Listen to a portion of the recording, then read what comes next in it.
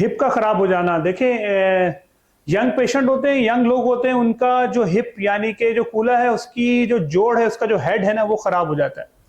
उसको हमारी जबान में एवियन कहते हैं, यानी avascular necrosis of the hip. उसके पीछे रीजन क्या होती है? बहुत सी तो बगैर किसी रीजन के खराब हो जाता है, लेकिन बहुत सारे ऐसे पेशेंट हैं जो हकीमी दवाइयां खाते हैं, स्टेरॉइड यूज करते हैं। और हमारे यंग पेशेंट्स बहुत सारे हैं जो बॉडी बिल्डिंग करते हैं। तो जब बॉडी बिल्डिंग करते हैं तो उसमें प्रोटीन के चक्कर में अक्सर लोग स्टेरॉइड खाना शुरू कर देते हैं, जिससे उसकी बॉडी तो इंप्रूव हो जाती है, लेकिन उस स्टेरॉइड के इफेक्ट की वजह से उनका जो हिप का गोला है वो खराब हो जाता है।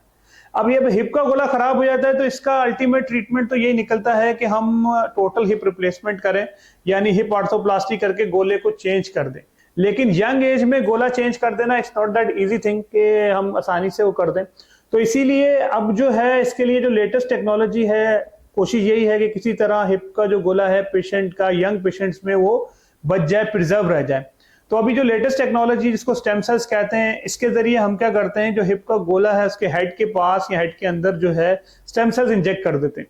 उस स्टेम सेल से क्या होता है कि उसकी जो वेस्कुलराइजेशन है, यानी उसकी जो खून की सप्लाई है दोबारा गेन होना शुरू हो जाती है। जब खून की सप्लाई उसकी गेन होगी तो ऑटोमेटिकली वो पेशेंट जो है उससे रिकवर करेगा।